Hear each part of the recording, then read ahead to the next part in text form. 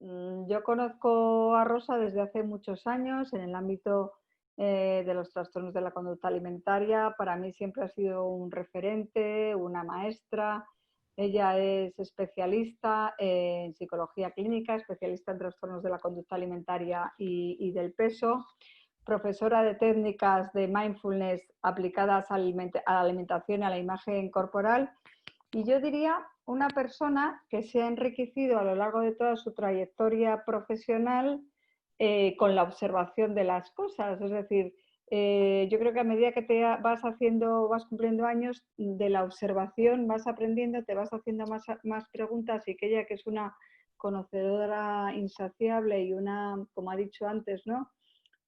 Tiene la curiosidad de responder a las grandes preguntas, pues en este intentar responder a las grandes preguntas se va enriqueciendo, y a los demás que las conocemos nos va aportando muchas cosas. Rosa Calvo va a formar parte del equipo de Blue Healthcare a partir de septiembre. O sea, vamos a tener la suerte de contar con programas desarrollados por ella y bueno, y con el buen saber que la caracteriza. Ella estuvo durante muchos años y dirigió la unidad de trastornos de conducta alimentaria en el Hospital La Paz, fue jefa de la unidad de trastornos de conducta alimentaria en el Hospital de Santa Cristina, una unidad específica a la que se derivaban pacientes de todo Madrid.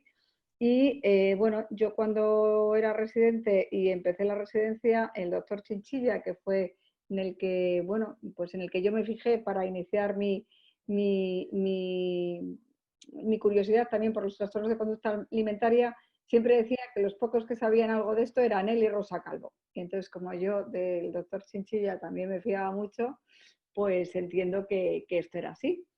Así que sin más, pues vamos a dar paso a la conferencia de la doctora Rosa Calvo, y ella nos va a hablar del comer emocional frente al mindful eating o comer con conciencia plena, ¿no? Ella nos va a explicar qué es esto del mindful eating, qué es esto de la conciencia plena y por qué merece la pena a veces parar y pensar y, bueno, y disfrutar de cosas que a veces o no nos damos cuenta o damos por hecho o esconden, ¿no? O esa forma de comer esconde una forma, un malestar o un algo que tenemos ahí, ¿no? Así que sin más, Rosa, fenomenal. Voy a verlo de compartir. Ay, no sé si lo he hecho bien. No, está bien, Rosa. Pero yo me veo una cosa que no es. Y ya está. ¿Lo veis bien? Sí. Fenomenal. Vale. Pues Mindful Cooking, Mindful Eating, una interfaz le he puesto, ¿no? Bueno, a ver. No sé por qué no va la siguiente. Ahora. Bueno, aquí me ha dicho ya Marina todo. Si luego tenéis algún tema de correo o lo que sea, os lo vuelvo a poner. Comida emocional. ¿Pero qué es la comida emocional? Porque la gente habla mucho de ello, ¿no? Pues es cuando nosotros, dándonos o no dándonos cuenta de ello, desde luego, usamos los alimentos para sentirnos mejor, para satisfacer una inquietud, un vacío interno, en lugar de comer por razones nutricionales. Desafortunadamente, comer no soluciona los problemas emocionales, ¿no? Y habitualmente, además, después de comer de esa manera, se encuentra uno pesaroso por haber comido y tiene dos problemas: el problema que tenía antes de comer y el de haber comido después lo que no quería, ¿no?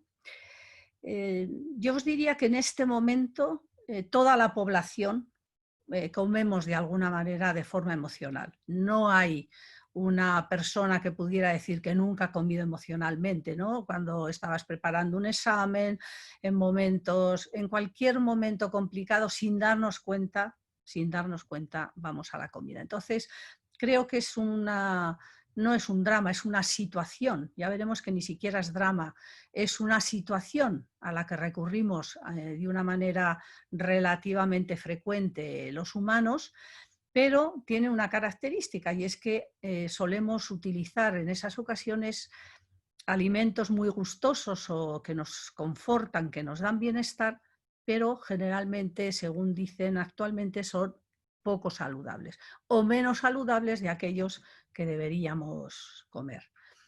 Que lo hagamos ocasionalmente no es absolutamente nada negativo, no es negativo. El problema es cuando es el único medio de afrontar lo emocional o cuando el primer impulso que nos ocurre cuando estamos de alguna manera mal, vamos a la nevera. Os lo he puesto ahí. Ese hecho de que solo hay ese impulso, que ese sea el más probable, hace que nos tengamos que replantear que quizás se nos ha ido un poco de las manos el ciclo y que básicamente deberíamos de reflexionar qué es lo que estamos haciendo.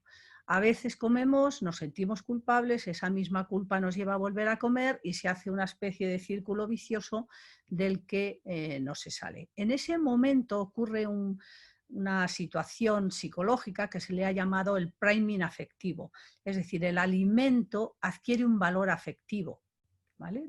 Al comer de esa manera y causa una serie de preferencias que son implícitas, es decir, la persona no tiene conciencia de ello y además no está bajo su control del todo, o por no deciros no está bajo su control. Se deja entonces de buscar soluciones que deberían de buscarse ante distintos problemas. Cada vez es más difícil entonces de controlar el peso. Si asociamos comer y situaciones negativas, el peso va a ir pim pam para arriba. Y nos crea esa sensación de que no vamos a poder manejar ni la comida porque nos supera, ni los sentimientos porque nos desbordan. ¿Vale? Surge de ahí lo que se han llamado los comedores externos, y es decir, y eso también lo tenemos todos en más o menor grado, que es cuando nosotros nos manejamos por los estímulos externos asociados a la comida, el olor, el sabor, la presentación, e ignoramos las sensaciones de hambre o saciedad. Comemos lo que se ha llamado comida de cafetería, que es la única comida que ha llevado, por ejemplo, a las ratas a engordar, ¿no? Los animales ya sabéis que tienden a hacer un equilibrio homeostático ellos mismos con su comida y llega un momento en que si les das un tipo de comida muy sabrosa, muy palatable, finalmente ignoran el resto de la comida y progresivamente se hacen obesas. ¿Vale? Tenemos que aprender a diferenciar, y me gustaría antes de meterme en el tema que aprendamos a diferenciar qué características tiene ese hambre emocional y qué características tiene el hambre física, porque no son totalmente similares y me parece que sería interesante el que diéramos un pequeño toque, ¿no? El hambre emocional, acordaros, es muy poderoso, no creéis que es una tontada, bueno, estoy un poco triste, voy a comer, como lo ponen en las películas, un poquito de chocolate, no, es algo que en un momento determinado te arrastra de tal manera que llegas a comer cantidades de comida que nunca hubieras deseado comer. ¿Vale?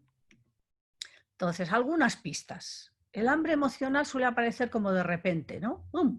Es abrumador, necesitas comer, es una cosa que te absorbe, que te tira, que te engancha, ¿no? Que no puedes decir, bueno, pues me espero, que si ya es la hora de comer, enseguida voy, llego a casa. Es un hambre bastante intolerable, por la sensación que se tiene. Es un hambre que gusta más de alimentos confortables, las bolsas de patatas, las chuches, no sé, cualquier cosa que penséis en un momento, un bollo, todo eso es lo que te apetece en ese momento más. Mientras que cuando tienes el hambre física, cualquier cosa que te propongan te parece bien. Y dices, bueno, ¿qué hay para comer? Lentejas, bien. ¿Qué hay para comer? Arroz, bien. ¿Qué hay para...?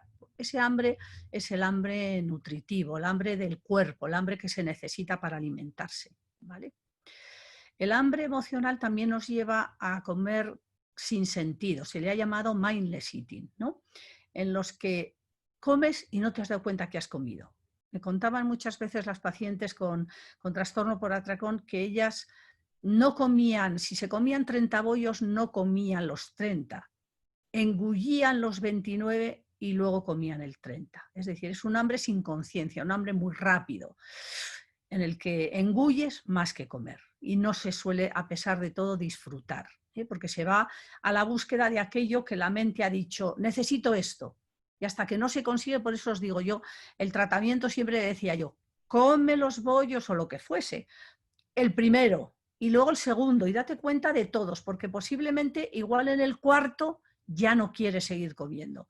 Mientras que si piensas que no te vas a calmar hasta que te comes el 30, absorbes a toda prisa los 29 anteriores para llegar a ese 30, ¿vale? Y luego, a pesar de que has comido y estás lleno y molesto, no te satisface. Dices, no sé qué comería ahora más. Me queda así como... Y no sabemos ni siquiera narrarlo, no le sabemos poner ni palabras, ¿vale? Se llega a estar incómodamente hinchado, se pueden producir problemas. Las pacientes que tienen trastornos por atracón pueden llegar a situaciones verdaderamente complicadas cuando se dejan llevar por ese hambre terrible, ¿no?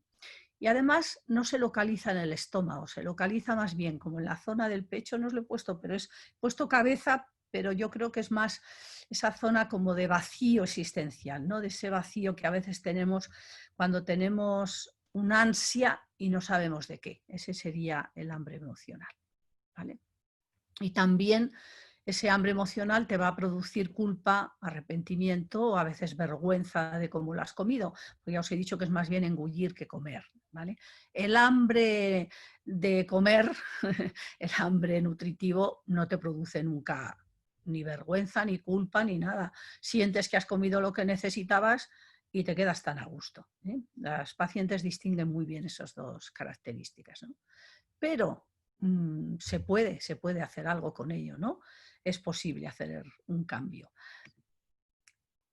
Y os quiero decir una cosa que a mi juicio es la causa, una de las causas por las que los programas de tratamiento de los sobrepesos y de las obesidades no logran tener éxito, y es porque muchas veces a nivel psicológico se habla de fuerza de voluntad, pero la comida no depende de la zona cerebral, de la corteza cerebral, es decir, de nuestra voluntad. Y cuando le queremos meter voluntad a la comida, siempre vamos a fracasar, porque la comida no está en ese espacio, la comida está en otros espacios. La comida es una variable fisiológica que la regula, una estructura del cerebro que regula también, por ejemplo, la temperatura del cuerpo, que es el hipotálamo. Entonces ella es capaz de darnos información sobre si sentimos hambre o si sentimos saciedad, siempre y cuando no estemos comiendo emocionalmente. Pero la emoción, cuando es por emoción, la fuerza de voluntad no vale para nada más que para fracasar e incrementar la patología. Por eso hay tanto desatino en todo lo que se ha hecho hasta ahora. Entonces, ¿qué nos queda? Pues conocer y saber que son dos espacios de conocimiento diferentes. El conocimiento hace referencia fundamentalmente a lo que aprendemos, ¿no? Y sería una característica de nuestro hemisferio izquierdo, del hemisferio del lenguaje, del estudio, y la sabiduría, que es ese conocimiento que no tiene palabras, ese conocimiento que depende del hemisferio derecho, ese conocimiento por el que sabemos que tenemos sed o tenemos dolor o estamos tristes. Sabemos. ¿Cómo lo sabes? Lo sabes, ¿no? Nadie te lo ha dicho. Sabes sentir que tienes sed y nadie te dice cómo es la sed, ¿no? Lo sabes. Bueno, entonces una de las cosas que os quiero decir es que las personas, en este caso serían incluso pacientes, pero aunque no lo sean, que tienen más dificultades para desengancharse de la comida emocional, son aquellas que tienen más dificultades para percibir sus emociones.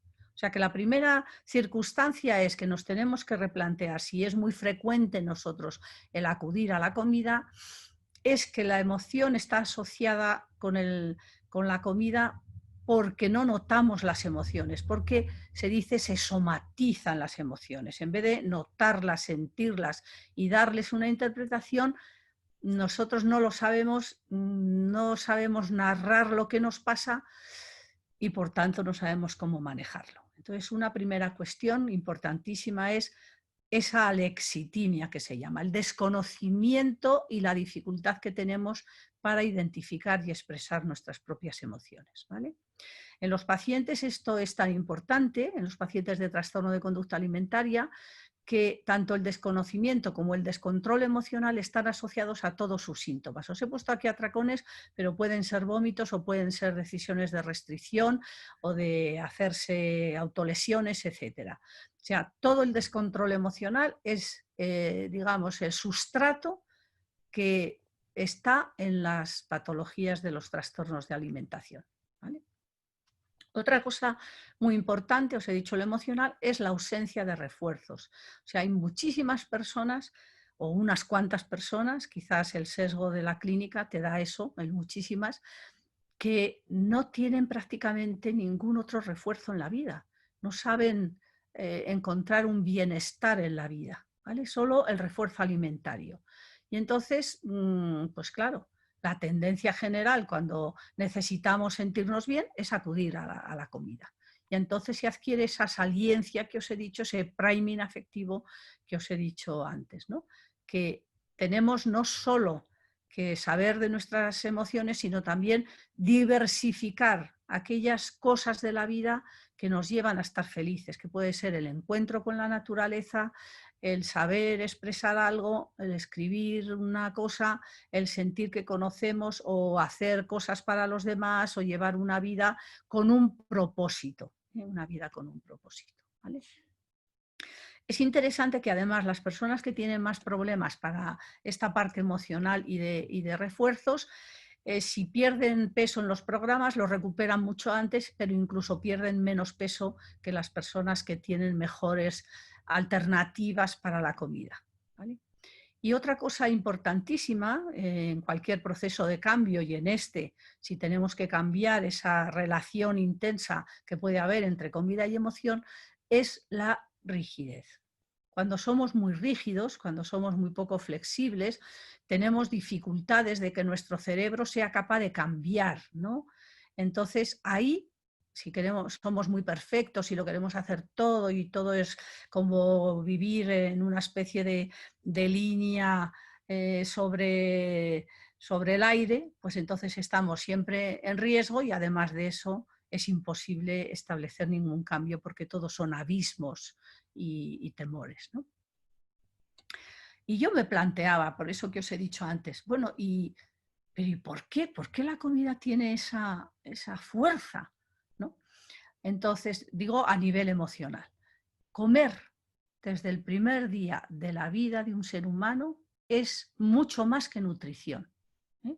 Es un acto de comunicación, os digo aquí, alma a alma.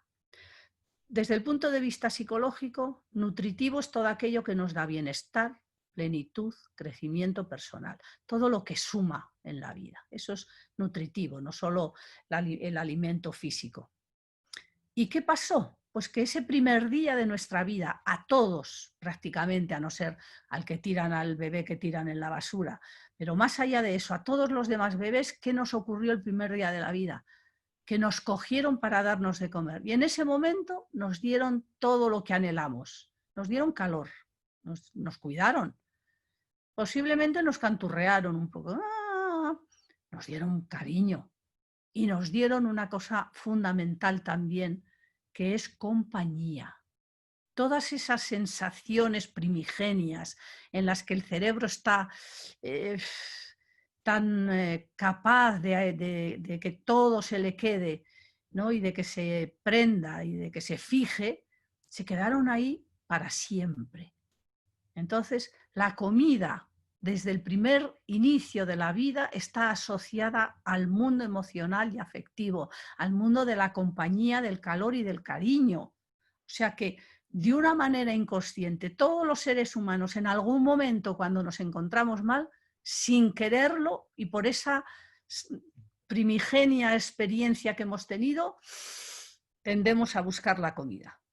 Sin ningún lenguaje, porque en esa época no había lenguaje, era todo sensación corporal.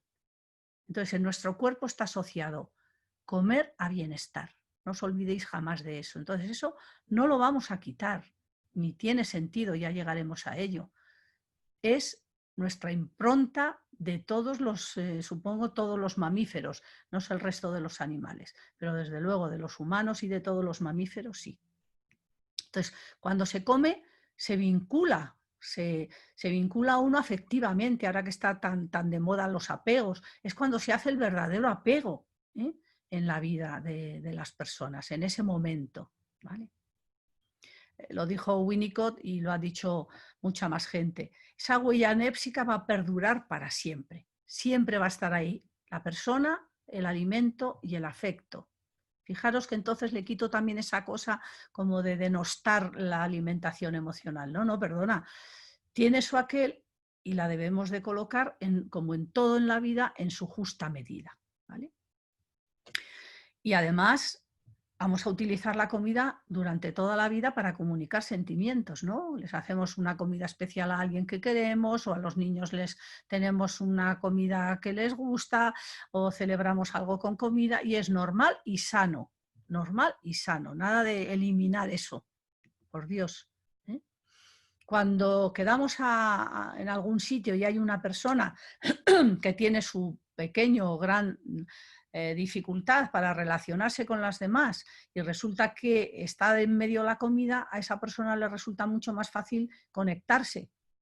¿Por qué? Pues porque la comida es como un vehículo de relación, desde poder hablar hasta sostener algo en la mano, ¿no?, como hace el cigarrillo o como hacía, sostener algo en la mano que te permita tranquilizarte y poner los pies en la tierra, ¿vale?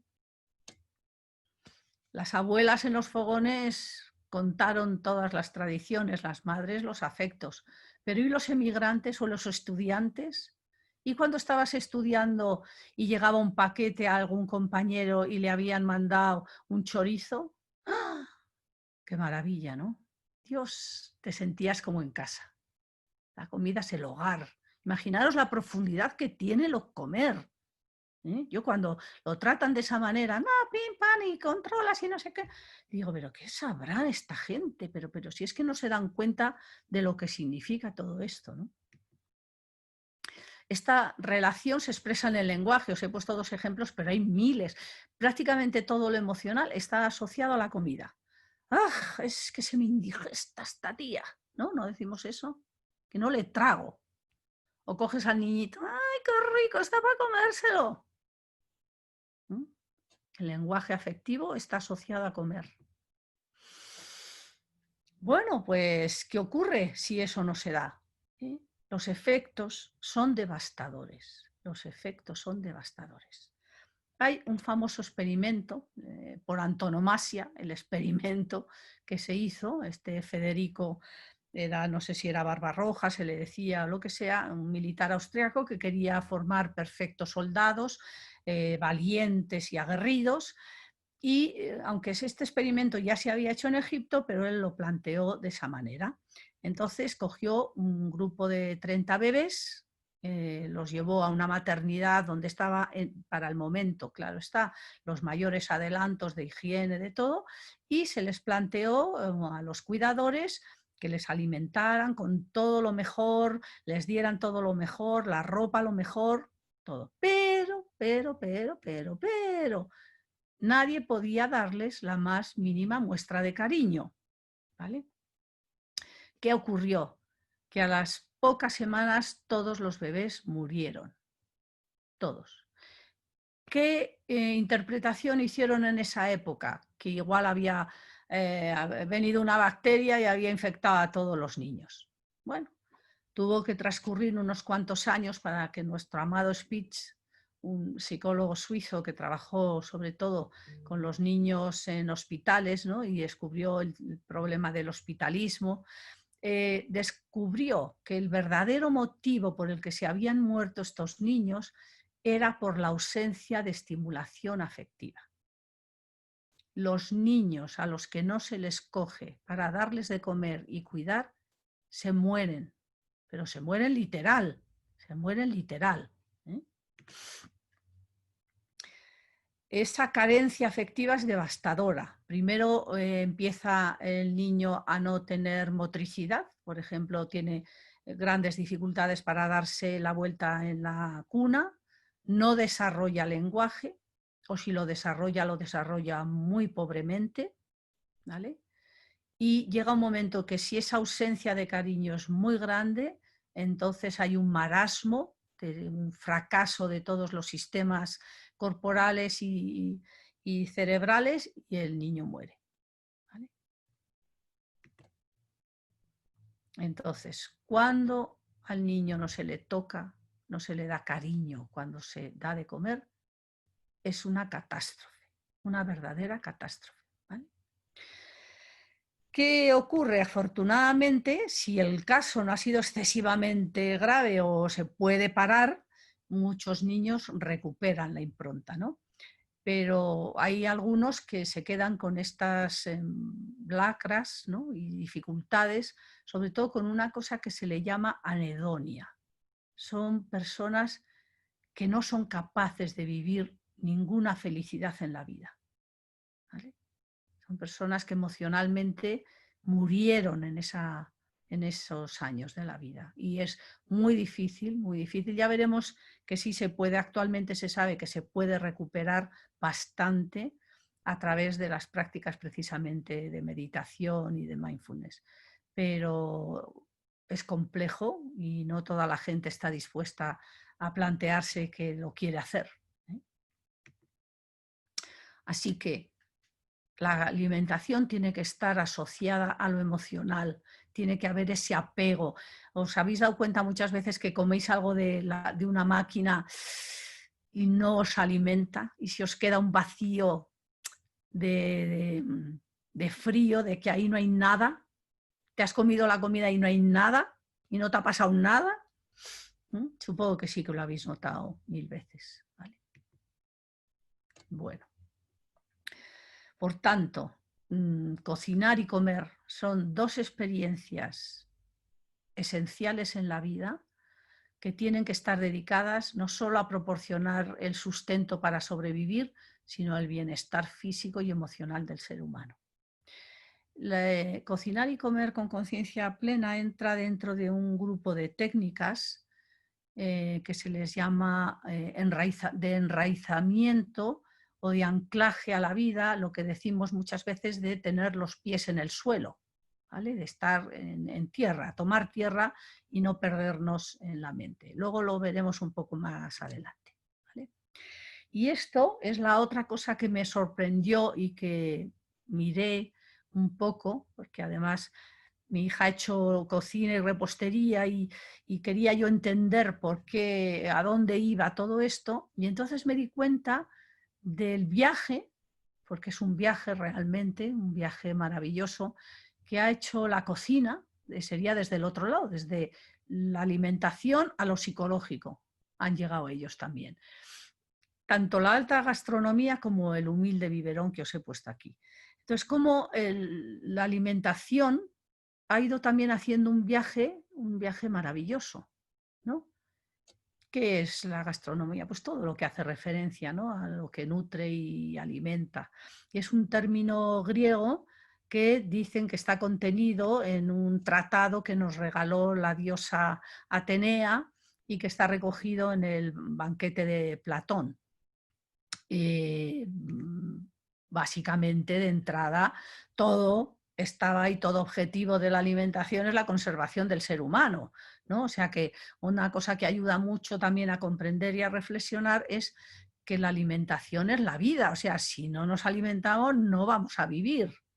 Por tanto, hemos hablado de esta parte nutricional, que la comida es vida y la comida como se dé también es vida, y que cualquier forma de comer no sirve, ¿no? Ese es un poco los dos conceptos. Pues vamos a ver este proceso de la comida. Progresivamente, ¿no?, se ha ido convirtiendo en una expresión de arte y cultura, ¿no?, la gastronomía, y en este momento cualquier persona del mundo que vea la palabra tapas en un sitio sabe que esa comida es la española, no le entra ninguna duda, ¿vale? O si ve el sushi, pues sabe que es oriental, posiblemente japonés o similar.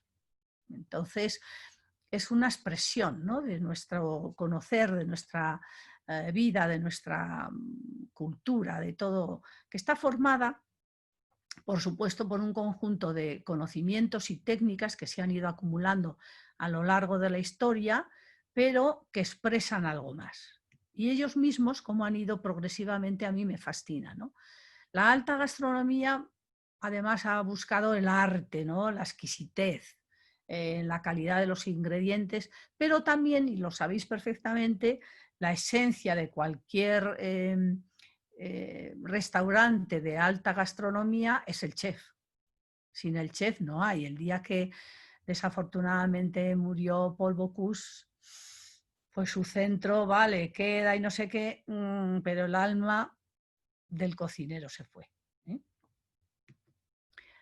Ha integrado una serie de escuelas, y que os quiero decir porque llegan a donde nos vamos a encontrar con la psicología, de cocina clásica, la nouvelle cuisine, la cocina molecular, la tecnoemocional y en este momento una cocina mindfulness, ¿vale?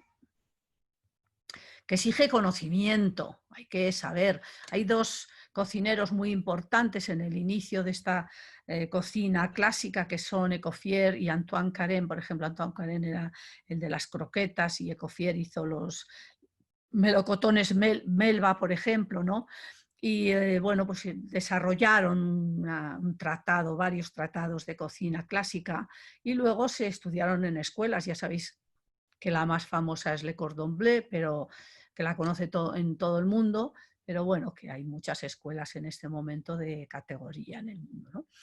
Y luego empezó a surgir la dimensión estética. Ellos no es que no fueran estéticos, porque se relacionaron con el Ritz, y el Ritz tenía se hizo la carta, ¿no? del menú, pero emergen una serie de personas, de jóvenes, que buscan que los platos sean más livianos y que se dé mucha importancia a la presentación. Ya estamos hablando de un tema psíquico, ya no estamos hablando de la comida en sí misma, sino porque, claro, todo lo estético es un alimento espiritual, por llamarlo de alguna manera, ¿no?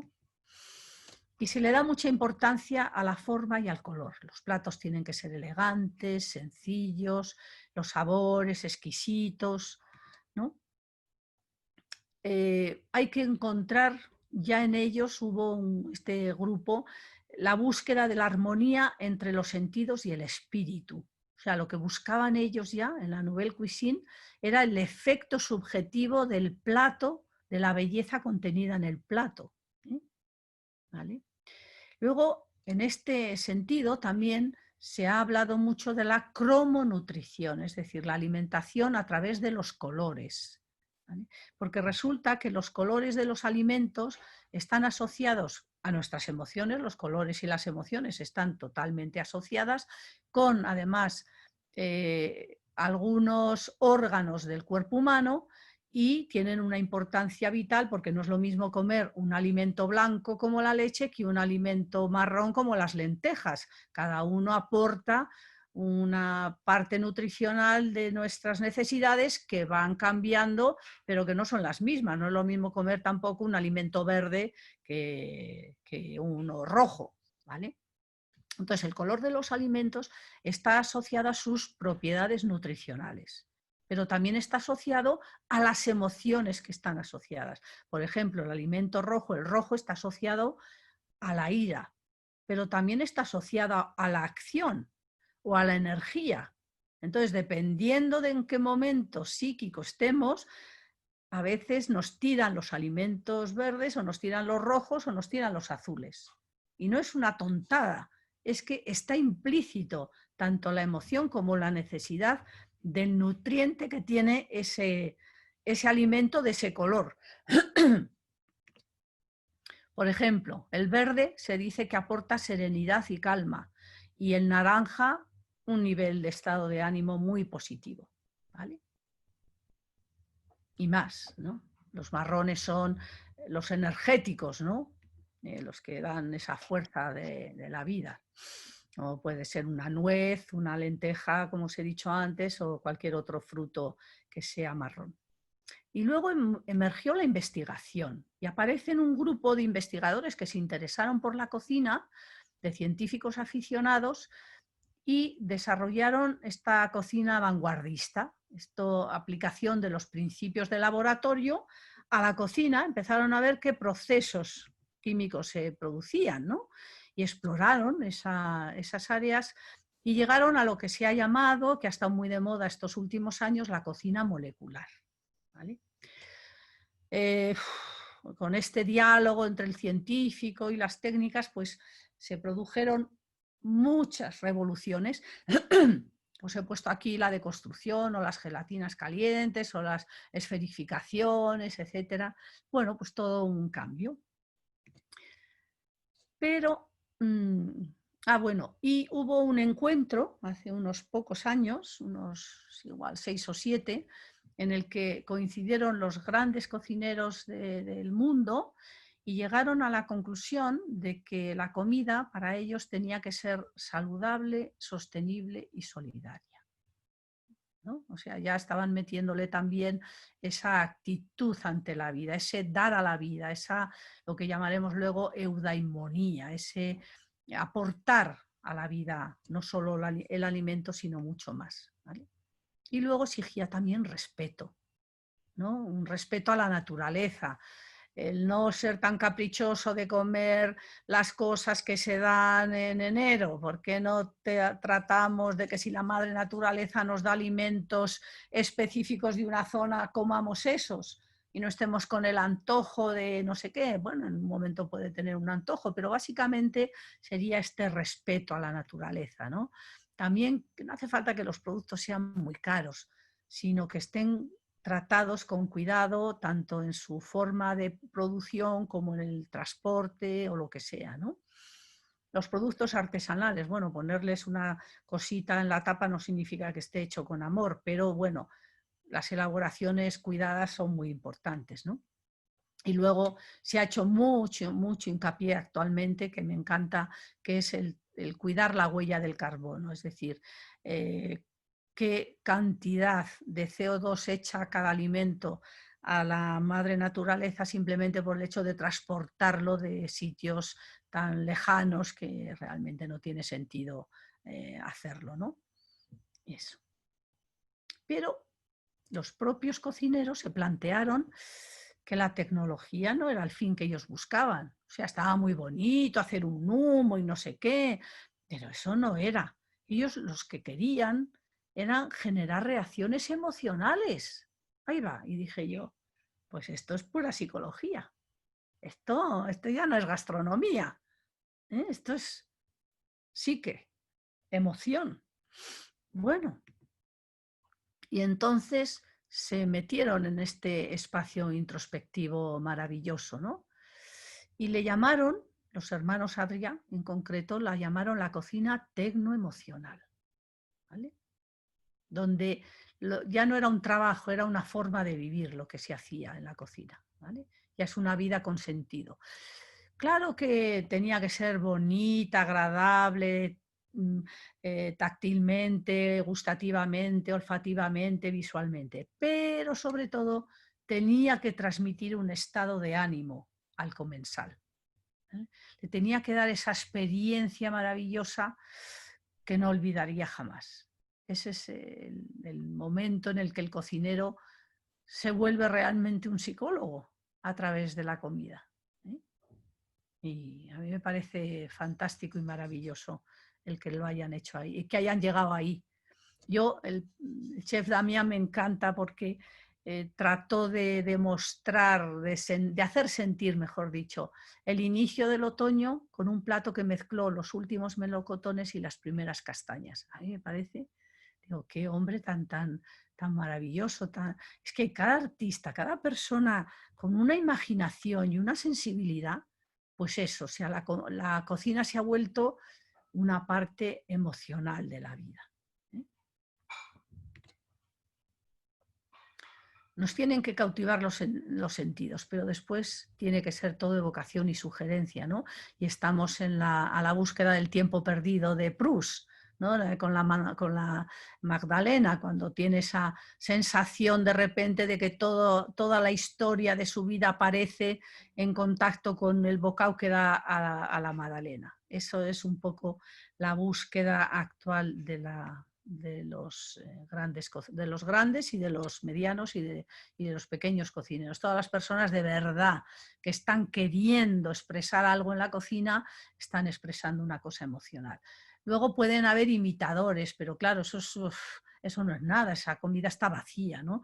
Yo siempre recuerdo una película que era sobre, no sé si se llamaba El director de orquesta, es posible, y tampoco recuerdo si era una película polaca, o desde luego era de algún país del este, y era una pequeña orquesta bastante floja, y llega ahí un gran director y les hace tocar de maravilla. Y entonces el otro, el director suyo, se pone detrás de una cortina imitando los movimientos de la batuta. Y dices, pero bueno, ¿cómo vas a transmitir la música a través de unos movimientos y de una copia? Si esto todo es espíritu, la música y lo que sentimos en la comida es pura espiritualidad. Eso no se puede transmitir, eso solo es lo que has puesto cuando cocinas. Y llegué a la conclusión de que había dos cosas que se tenían que unir. Y es que cocinar era el saber del sabor, que lo ha llamado gente, pero la sabiduría es el sabor del saber, que también lo ha llamado gente, ¿no? Yo todo esto lo estudié, lo busqué, lo encontré, lo leí y me fascinó. Y dije, Dios. Entonces, ¿qué buscamos realmente cuando estamos comiendo? Esa pureza del sabor, más allá de que nos lo hagan con lo que sea, que nos lo esferifiquen, ¿no? Que nos hagan humos o lo que sea, lo que queremos es el sabor, porque el sabor es la esencia de la vida. Entonces me di cuenta que esos viajes que los cocineros hacen uno tras otro, viajan aquí y allá, ahora os diré, es en realidad un viaje en pos de la sabiduría. No sé si ellos lo han captado o no, no estoy segura, pero yo sí estoy segura de que realmente lo que están buscando, lo que buscamos todos, es en realidad la sabiduría, porque la sabiduría es lo que anhelamos absolutamente todos los humanos, ¿no? Entonces se viaja a la innovación, se viaja a la nostalgia. ¿Cuántos han buscado las recetas de las abuelas en este momento? Se ha hecho un estudio, por ejemplo, de cómo son los arroces de todo el litoral de Levante, buscando todas las recetas de las abuelas, de las casas, de todos los pueblecitos que hay por aquella zona, por ejemplo, ¿no?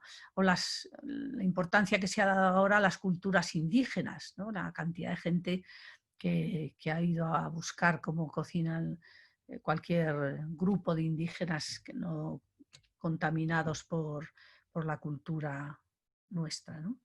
Entonces, son 5 sabores y un olor. Fijaros, ahora vamos a lo simbólico, qué interesante, que ya lo hemos un poco dicho en el lenguaje, pero el sabor indica sensaciones emocionales, ¿no? Es que le he hablado con una dulzura. ¿No decimos eso? ¡Ay, hija! ¡Qué rancio eres! ¿No? Cuando una persona está como muy enganchada a ideas antiguas y no es capaz de cambiar. ¿Eh? ¡Ah! ¡Qué mal sabor de boca me ha dejado! ¿No? Se me ha quedado amargo, me ha dejado la boca amarga lo que me ha dicho, ¿no? O ¡ay! ¡Qué dulce es todo! ¿No? Fue tan dulce. Decía Ortega y Gasset que la experiencia de la vida es un sabor, ¿no? Una tonalidad afectiva en positivo.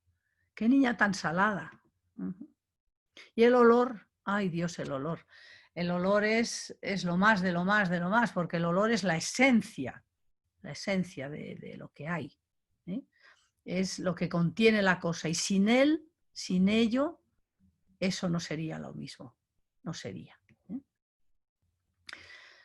A nivel simbólico, oler es sospechar o conocer o descubrir. Uf, me ha dado, esto huele a chamusquina, me ha dado más mala espina que esto huele, uf, ¿no? Y hablamos de los olores. Y es como la música, os lo he dicho antes, ¿no? No tiene materia, es directo al corazón, es directo, absolutamente directo. Una experiencia sensorio-emocional de la que no nos podemos evadir y es de las pocas que no nos engañan, la música y el olor. Y ser capaz de percibir la esencia de las cosas es sabiduría, que fijaros que vienen sabor y saber de la misma raíz etimológica, ¿vale? El sabor del saber es la filosofía, es ese saber con esa repercusión afectiva, el especial gusto por saber. Lo dijo nuestro amado Aristóteles en su Metafísica, todos los hombres desean por naturaleza saber. Y se habla de hambre de sabiduría, nuevamente una palabra alimentaria, hambre de sabiduría. ¿Y qué nos dijo Sócrates? Que el saber es aceptar la ignorancia del saber, que es algo constantemente anhelado, pero nunca encontrado del todo. Dicen los físicos actuales que le llaman a la física la ciencia de la ignorancia, porque cualquier pequeño descubrimiento que tienen nuevo les abre un espacio de ignorancia enorme. Nos enseña una pequeña cosa, pero nos enseña todo lo que no sabemos, tenemos que volver a repensar, ¿vale? Entonces, el saber en ese sentido sería ignorar. Bueno, pues nada, entre lo que os he dicho de lo rico y de lo asociado que está a comer y que la comida llegaba a la parte emocional, pues a comer, ¿no? Pero ¿existen efectos colaterales de esta relación? Pues sí. ¿Cuándo? Cuando la única respuesta de refuerzo y bienestar, que os lo dije al comienzo de la charla, bloquea la evolución personal. Ese es el punto esencial. Cuando la comida nos sirve para evitar situaciones que no nos gustan, o suplimos carencias afectivas, o en vez de expresar nuestros afectos damos comida, o en vez de solucionar que el jefe se ha puesto contigo mal y tal, pues te compensas en casa después con la nevera. O hay criterios a veces pseudomorales, ya veremos, o hay un hedonismo del placer por encima de todo, ¿vale? Si solo es la única fuente de distracción o el descanso, ¿cuántas pacientes te dicen que cuando están cansadas, en vez de descansar, comen? O cuando estamos muy solos y la comida es lo que nos acompaña. O cuando te das ánimos para estudiar o para hacer una actividad dura o solitaria, ¿no? O como os he dicho, cuando en vez de expresar de una vez, oye, perdona, que me equivoqué, pues regalamos algo y no dejamos que se pueda expresar la ofensa, ¿no? O a veces la gente se siente muy desgraciada y entonces pues se dice, bueno, pues al menos paso un rato bueno, ¿no?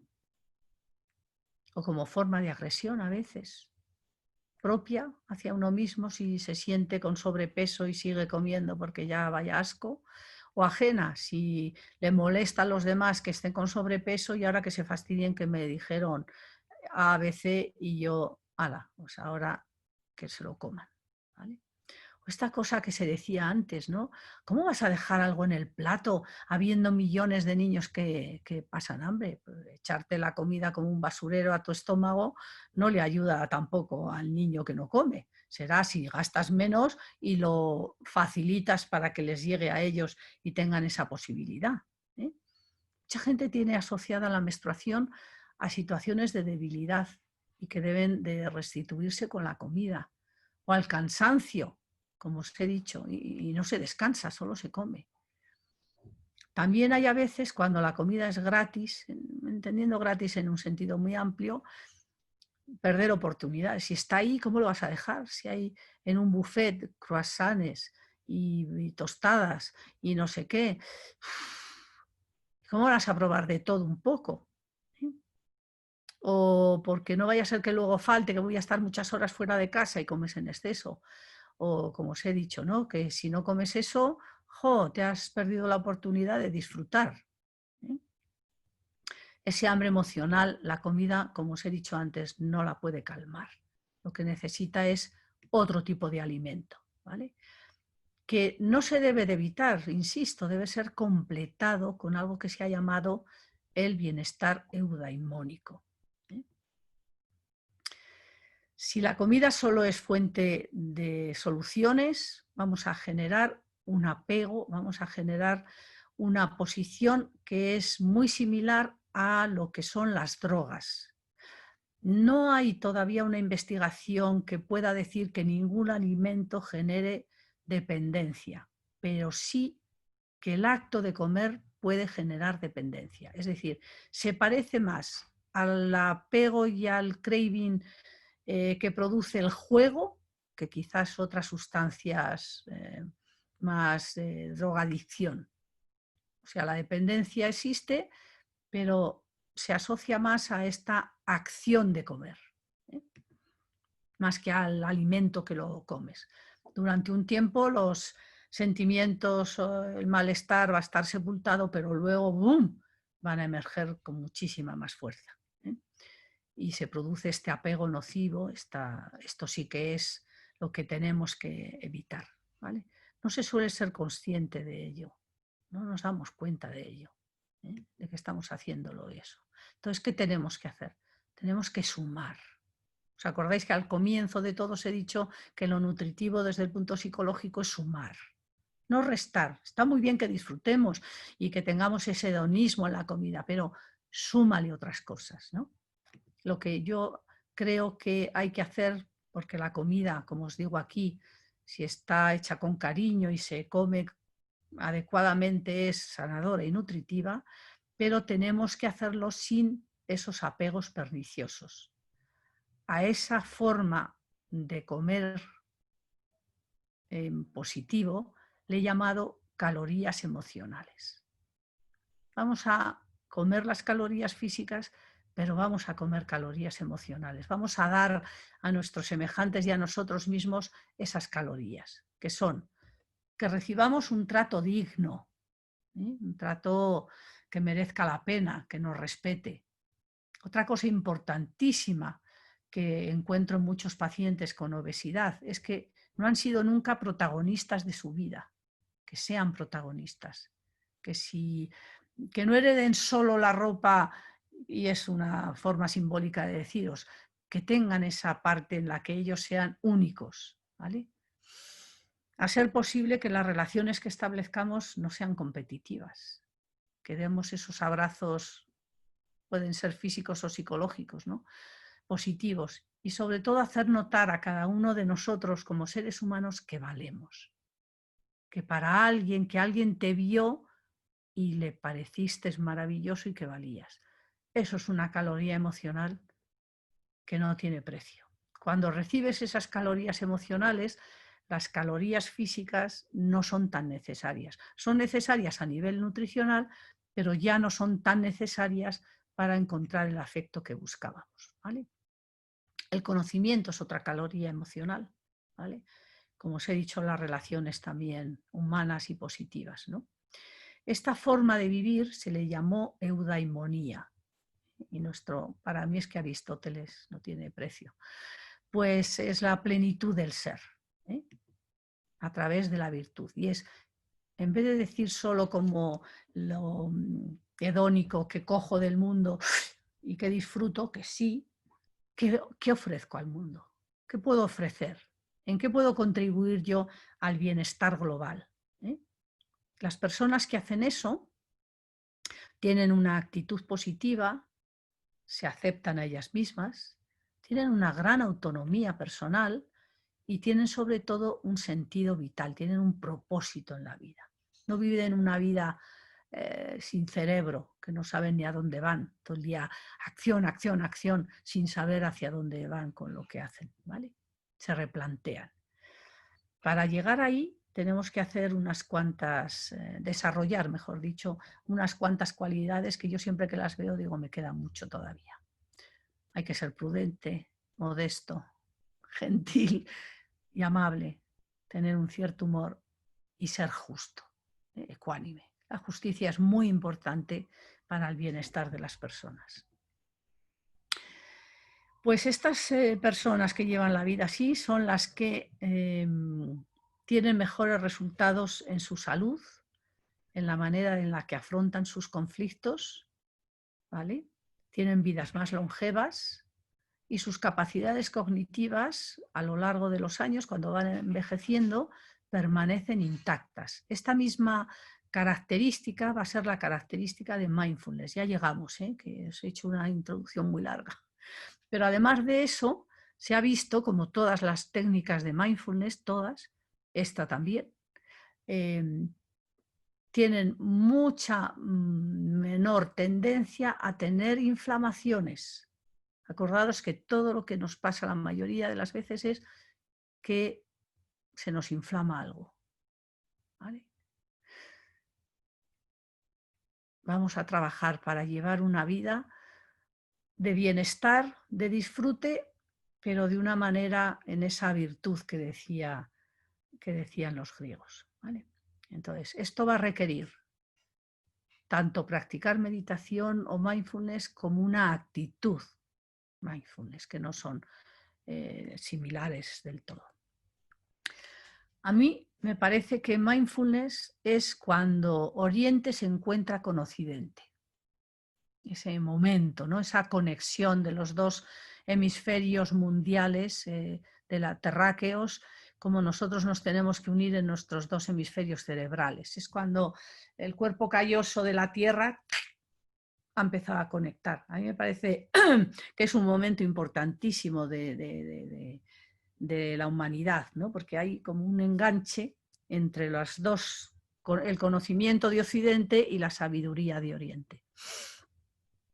¿Qué es mindfulness? Es simplemente la posibilidad de ser consciente, nada más que eso, de lo que estamos pensando, sintiendo o percibiendo. Y es una capacidad universal que tenemos todos los seres humanos, pero también es una experiencia y también es una técnica de meditación, ¿vale? Durante miles de años, la sabiduría tradicional oriental ha recomendado las prácticas de meditación para conseguir un bienestar en la vida, un modo de autoobservarse para autotransformarse. Y ahora, afortunadamente, la ciencia ha dicho sí. Y ya estamos, Occidente, absorbiendo el conocimiento que antes se veía un poquito con rechazo o se descalificaba. ¿Cuál suele ser el propósito inicial de las prácticas de mindfulness? Pues reducir el estrés, ¿no? Ahí a la mayoría de las personas van por eso, ¿no? Reducir la ansiedad, mejorar nuestra salud física y psíquica y, por supuesto, llegar a tener, en definitiva, momentos de felicidad y de bienestar. Bien.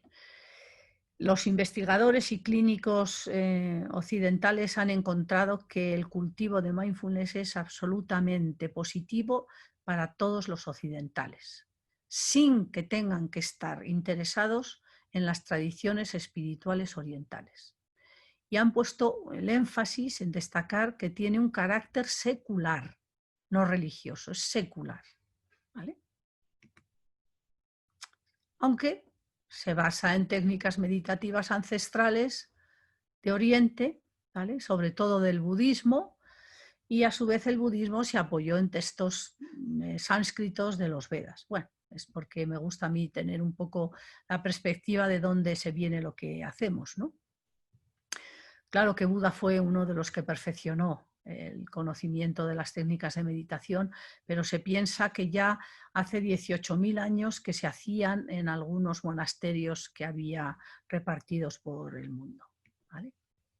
Bueno, ¿cómo concibe Oriente las técnicas meditativas? Pues un camino para vivir sin sufrimiento, aunque no solo de técnica vive el hombre, tiene que estar asociado a sabiduría, conducta ética y compasión. No se puede ser un malvado y que te vaya bien meditando. Entre otras cosas porque en cuanto te sientas, lo primero que te viene es lo que has hecho en negativo.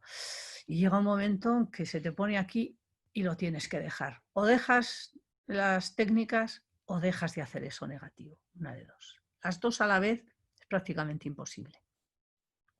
y se ha llamado el camino real, que tiene 4 vías.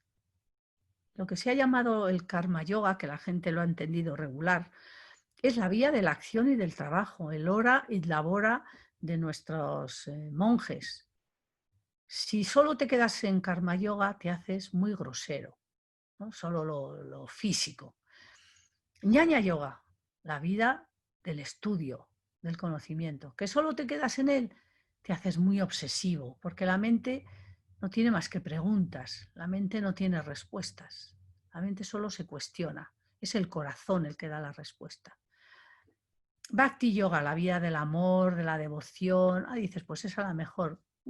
Pues si te quedas solo en ella, te haces fanático, tampoco. Y Hatha yoga sería el cuidado corporal. Os he puesto que es cualquier tipo de ejercicio corporal que se haga con conciencia, sean las posiciones de Hatha yoga o cualquier otra tabla de gimnasia que se haga, pero siempre y cuando tenga ese aspecto de conciencia. Entonces, lo que tenemos que hacer es integrar todas. Tenemos que dedicar tiempo a hacer, a estudiar, a devocionarnos y a cuidarnos. Asociado a las técnicas, que es lo que la gente entiende ahora, pero hay de todo, muchas técnicas de purificación, de cánticos, de contemplación, el mantra, el tatrak, bueno. Y una actitud esencial de la vida que es la compasión. La compasión. Cuando se produce esa sinergia de acción y actitud, se encuentra que uno se desapega de los impulsos, conoce cada día más para bien, pero a veces te dices, madre mía, lo que me veo, te centra la mente y por tanto eres mucho más inteligente y mucho más capaz de estudiar, por ejemplo, te modula las emociones, las puedes manejar, te las desactiva la respuesta emocional a los pensamientos negativos y si se trabaja mucho de verdad, llega un momento en que se experimenta la verdad. ¿Vale? La más importante, la única que no debemos nunca dejar de hacer, conozcamos técnicas o no, es este amor compasivo. Es la técnica más poderosa de todas. Cuando no sepáis cómo se medita o cómo se hace o no sé qué, acordaros que lo más importante de la vida es ser bueno y hacer el bien. Con eso vale. ¿Vale? Si además somos muy torpes y necesitamos técnicas, las haremos, porque si no está la mente volando siempre al pasado o asustándose con el futuro, o nos angustiamos porque lo hemos hecho mal, o estamos, ay Dios, ay Dios, ay Dios. Los asuntos no están en el presente, que es donde supuestamente deberíamos estar, ¿no? Se le ha llamado también la meditación del cuidado. Si alguno de vosotros sois del área de la salud, pues sabéis que es mucho más fácil ejercer ese tipo de meditación que otra gente que a veces está en un banco. Pero yo he pensado que cuando vas a un banco y te tratan con cariño y además te aconsejan adecuadamente, pues es exactamente igual un cuidado maravilloso que te han hecho. ¿Vale? Para desenvolverlo hay que empezar por uno. La primera parte, y qué difícil, ¿eh?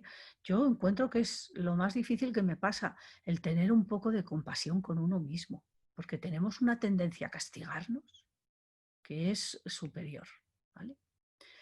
Y para tener compasión con los demás nos hace falta un poco de empatía, ¿eh? Saber sentir lo que el otro necesita o siente y ponerse, como dice el texto, en el zapato del otro para ver, ¿no?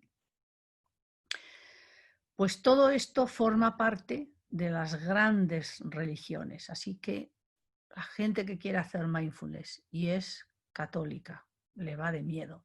La gente que quiere hacer mindfulness y es agnóstica, le va de miedo. La gente que quiere hacer mindfulness y es, no sé, taoísta, igual, porque es más allá de todo eso. La otra parte sería más de las creencias de cada persona. Bien. ¿Y qué ha hecho Occidente? Pues lo ha redescubierto, porque nosotros sabemos que el cristianismo tuvo conocimiento de la meditación. Los que más han conservado los conocimientos han sido jesuitas, ¿eh? Pero tuvieron todo, tuvieron la vela, tuvieron los mantras, fijaros, acordaros cómo era lo que se hacía en el rosario, se decía Kyrie eleison. Som es el mismo sonido del Om oriental. Claro, cuando se cogió el conocimiento para el poder en vez de para lo que debería de haber sido, que es ayudar a que las personas se desenvuelvan en toda su plenitud, no sabían que Kyrie eleison es insustituible por un así sea. Porque resulta que lo importante era el sonido, no el significado. Lo importante era que el son vibraba en el pecho y lo cambiaron por una así sea, que es una silbante que no produce ninguna vibración. Eso es no tener ni idea de lo que tenían entre manos. Al principio se dio mucha importancia, mindfulness estamos hablando años 70 por ahí, a las habilidades atencionales que se desarrollaban con la práctica y se incorporó a los contextos terapéuticos, sobre todo en la Universidad de Harvard lo hizo Kabat-Zinn en un área de cáncer para pacientes cancerígenos y reducirles la ansiedad.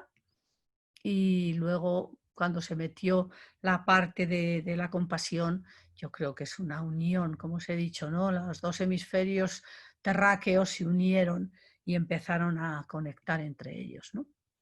Así que la visión ampliada de mindfulness incluye esta compasión que os digo, que es sentir con el otro, pero también esa bondad amorosa, que es que todos los seres seamos felices. Me queda un pelín, no sé cómo vais de cansancio, que ahora vamos con Mindful Eating y Cooking. Espero que os mantenga la atención todavía, ¿vale? ¿Qué ha dado la comunidad científica? Una cosa muy importante. Occidente ha dado una estructura sencilla a las técnicas, un lenguaje asequible y ha dado mucha investigación. Mucha investigación, sobre todo cerebral. Y bueno, y de muchas más cosas, ¿no? Del sistema inmunológico se ha trabajado muchísimo, pero lo que es importante es que a través de las prácticas de mindfulness, con otros estudios que ya había en Inglaterra sobre cómo era el cerebro de los taxistas ingleses, que tenían muy desarrollado el hipocampo derecho para recordar todas las calles, pues resulta que se dieron cuenta de que efectivamente nuestro cerebro no se acaba a los 20 y tantos años, sino que es capaz de modificarse y crecer e incrementar su grosor y sus conexiones de neuronas en cualquier edad. Y que la base de hacerlo son estas prácticas de meditación. Yo creo que eso ha sido un avance impresionante, impresionante, porque da una esperanza a tantísima gente. ¿Vale? El haberlo hecho secular ha permitido a mucha gente que dice, no, yo de base científica, tal, pues acercarse a esas prácticas sin creer en nada y estupendo, pues fenomenal. ¿Vale? Como os he dicho, Kabat-Zinn la incluyó en el MIT, en el MIT, y en el 79, pero ya había gente que practicaba mindfulness antes. Yo os he puesto aquí una mini cosa que le echáis un vistacín, de las características, cómo se va a quedar la presentación también colgada para no repetiros y avanzar. Pues, ¿qué es Mindful Cooking y Mindful Eating? Es la aplicación de todos estos principios de meditación a la cocina, a esa forma que os he dicho de puesta en tierra. Se considera que cocinar y comer son tan importantes que a los monjes de los que se les ha preguntado, ¿no? Los monjes zen, que se les ha preguntado cuál sería la técnica más poderosa, siempre han dicho que si tienen que elegir entre sentarse y hacer su técnica formal y cocinar y limpiar, son más importantes cocinar y limpiar. Son más profundas la cocina y la limpieza que sentarte a percibir tu respiración y estar en ese silencio, para que os deis cuenta de lo importante que es. ¿Qué es Mindful Cooking? Es esta transformación, esa transformación de la comida en un acto de meditación, que se transforma cuando tú pones el alma en ello, cuando tú pones esa conciencia plena. Es aplicar la conciencia a la cocina, de una manera así muy simple, ¿no? Y entonces la comida ya no es un alimento fugaz que lo ingieres y se va, sino una experiencia que se te queda atemporal, para siempre. Necesita para cocinar los grandes, serían conocimiento, sí, el ama de casa también, o el amo de casa, sabiduría también, sensibilidad. La creatividad tendría que ser, si lo queremos hacer chulo, bonito y podríamos pasar, pero conciencia, ¿vale? Conciencia. Y eso se consigue con las técnicas, que tienen que desenvolverse progresivamente, día a día, tener esa capacidad de sentarte, de respirar. Y poco a poco esas cosas que se pensaban, ¿no?, de estos grandes cocineros, que lo tenían solo ellos lo tienen súper desarrollado. Pero nosotros nos empezamos a encontrar con que también empezamos a ser creativos. O también estamos inspirados. En la búsqueda de lo obvio que os he dicho antes, la palabra inspirar es respirar, pero inspirado es una persona que tiene muchas ideas creativas y nuevas. Es decir, que cuando inspiras estás aportando oxígeno a tu cerebro y eso supone más conexiones entre las neuronas y más capacidad de hacer asociaciones y más capacidad de crear. Así que inspirar y estar inspirado tiene que ver con respirar y coger el aire de una manera consciente. Lo importante es lo que pone: cuando tu mamá está de mala leche, con perdón de la expresión, y cocina, es que no hay quien lo coma aquello. Es que te envenenas, da asco, te cae como una patada y dices, pero si era buenísimo lo que hemos comprado, da igual, a ti te cae ¡buah!, horrible, ¿vale? Porque se elimina la distancia. Cuando tú tocas un alimento, se ha eliminado la distancia, te haces uno con él. Hay esta monja tan maravillosa coreana, que la encontráis en Netflix, buscarla, y hace una descripción de cómo ella cocina, ¿no? Cocina para 6 monjas o lo que sea. Y los cocineros neoyorquinos encontraron que es la mejor cocinera del mundo. Tiene cosas fermentadas igual de hace años, esperando ahí, ahora que se ha puesto de moda otra vez la fermentación de los alimentos para que no se pierdan, ¿no? Es una maravilla de persona. Buscarla porque da gusto oírla y la profundidad, ¿no? Ella dice esto, que la comida es una herramienta para cambiar el corazón, ¿vale? Porque se cambia cuando se come de una manera, se cambia cuando lo que estás haciendo está imbuido de esta actitud meditativa. Meditativa no es pesarosa o pensante, sino del presente, de esa presencia en la vida. Entonces, cualquier cosa que nos suceda nos cambia, pero cocinar y comer lo que más, ¿vale? Bueno, pues esa verdad, ¿no?, esa comunicación espiritual, eso, cuando tú le das a esa persona lo que has puesto en ese plato, es porque sabe profundamente la verdad que hay en él. ¿Qué necesita el comensal? Sensibilidad y conciencia, ser capaz de percibir, ¿vale? Que te perdurará en la memoria lo que comes para siempre, ¿no? Y esto es mindful eating, ¿vale? Comer con conciencia plena, dándote cuenta de lo que haces, ¿vale? Exige respeto y gratitud a la comida, darte cuenta de dónde ha venido, quién la ha cocinado, qué se ha hecho para llegar ahí, y comerla con esa intención positiva de alimentarte y de tener vida y atención para percibir y disfrutar de la comida, ¿vale? Utiliza este arte de mindfulness a los problemas alimentarios actuales. Les va muy bien a todos los pacientes con atracones el usar esa comida mindfulness, ¿vale? Donde no hay menús o recetas, sino que es una manera de comer diferente, con una mentalidad distinta.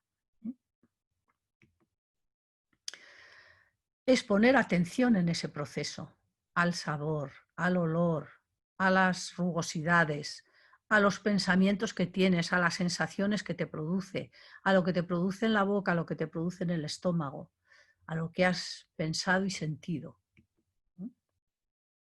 ¿Qué nos permite cuando comemos así? Sintonizar la sabiduría de nuestro cuerpo. Sentir lo más esencial para un paciente con trastorno alimentario, sentir la saciedad, volver a sentir la saciedad, que está funcionando otra vez el hipotálamo y le dice, oye, ya no te hace falta más.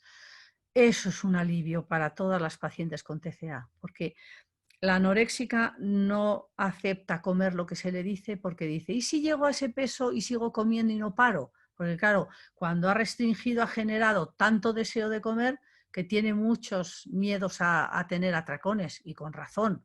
Entonces, cuando de repente nota que ya no quiere seguir comiendo y que eso no lo ha pensado ella, sino que es una sensación que estás comiendo y pierdes el interés por la comida, fijaros que eso es casi lo que diferencia a los pacientes de los, entre comillas, normales. Los pacientes nunca desenganchan la atención de la comida, hayan comido o no hayan comido. Y las personas llamadas normales, una vez que comes, la atención se desengancha de la comida y se va a otros sitios. Esto hay una serie de pruebas muy bonitas que lo ponen en evidencia. Mientras ese desenganche no se produzca, el paciente es paciente, aunque aparentemente la comida le vaya mejor. O sea, lo que hay que desenganchar es el apego que se ha generado al comer.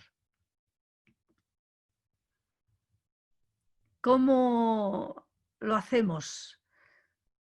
Claro, no vas a estar todo el rato comiendo si estás comiendo en casa consciente, eso es imposible, ¿no? A no ser que estés no sé, en un retiro de estos que se hacen de meditación o lo que sea. Pero con simplemente pararte un segundo a relajarte y respirar antes de comer, ya estás en otra posición. A veces dicen de hacerlo un par de minutos, ¿no? Que el primer bocado de cada uno de los platos sea consciente. Con eso muchas veces vale. Como os digo, se diferencia ese hambre del físico del emocional, ¿eh? Y además aprendes a notar por qué has tenido ese impulso. Es decir, el antecedente, que es lo importante para el tratamiento, lo esencial es que había lo que había antes de que yo impulsivamente haya hecho algo. No que controlemos lo que hacemos, porque eso tiene muy poco recorrido terapéutico, sino ¿por qué he llegado yo a eso? O sea, ¿qué me ha hecho ir ahí?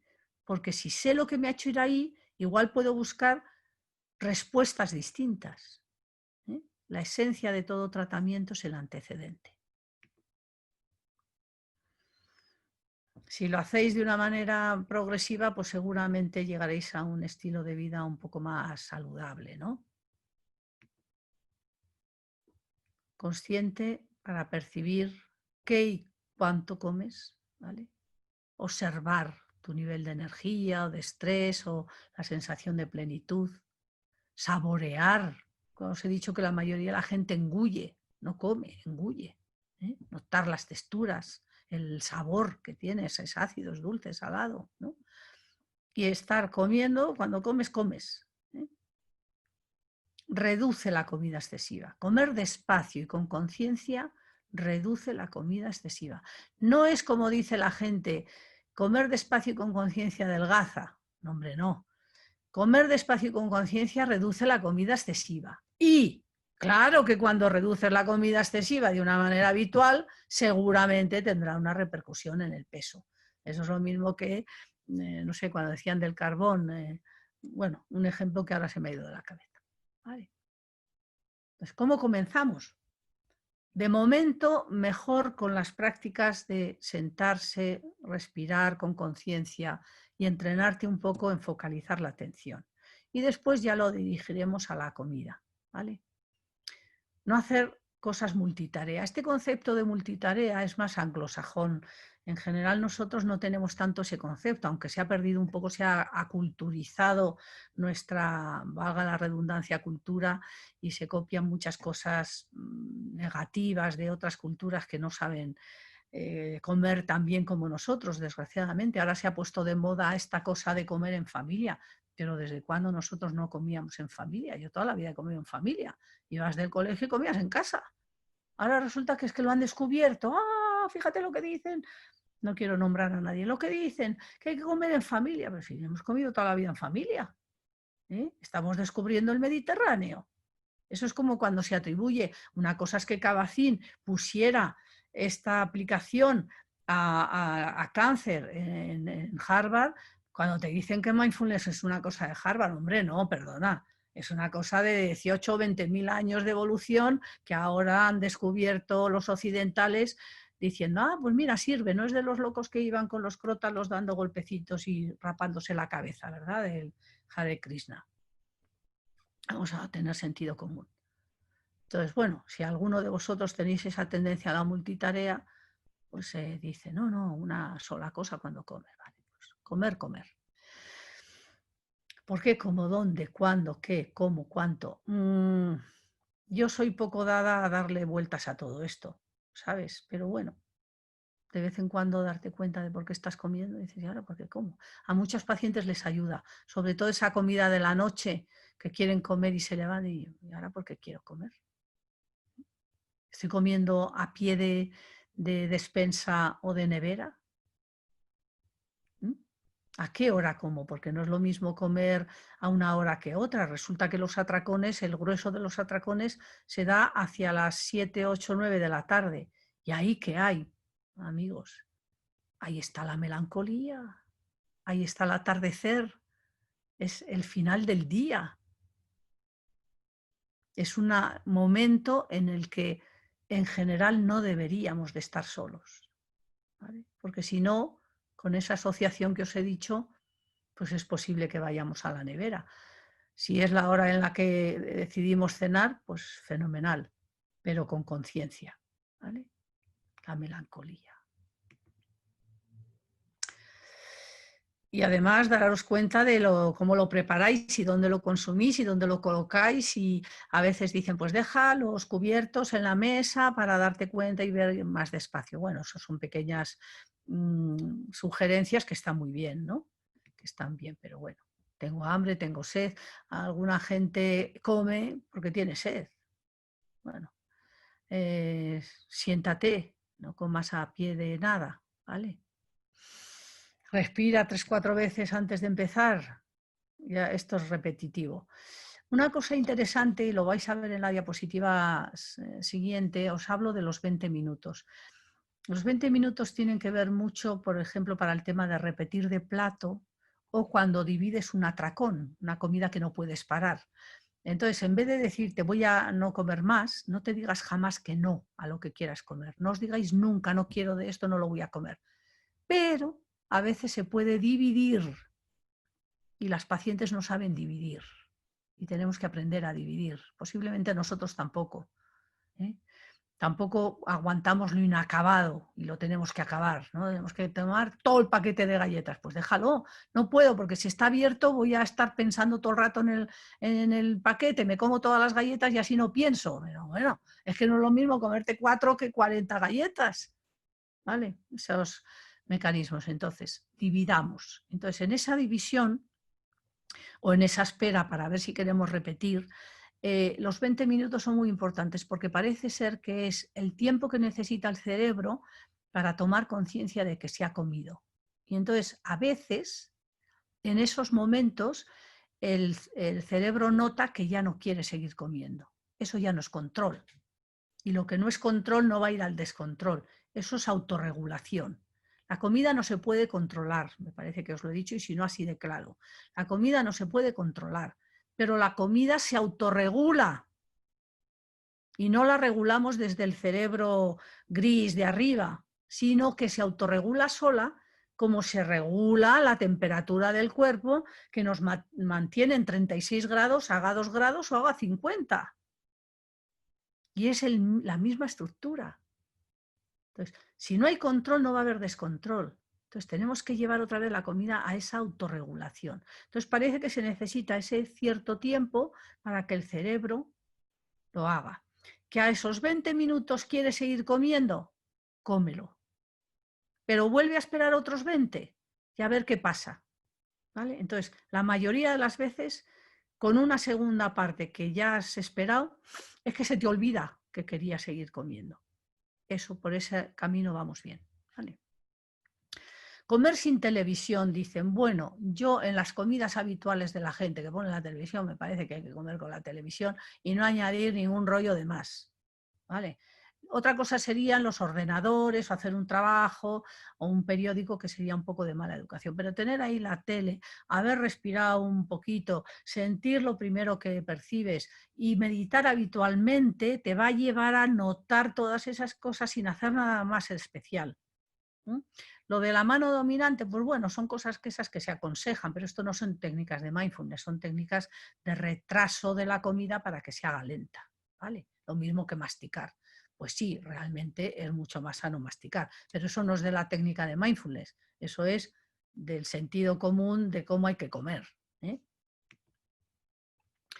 Bueno, entonces, nuevamente, comer despacio, notar si tienes hambre, esperarte tus 20 minutos para seguir comiendo y a veces practicar estos ejercicios que se han hecho, el famoso ejercicio de la pasa o el del chocolate o el del té o lo que sea, ¿vale?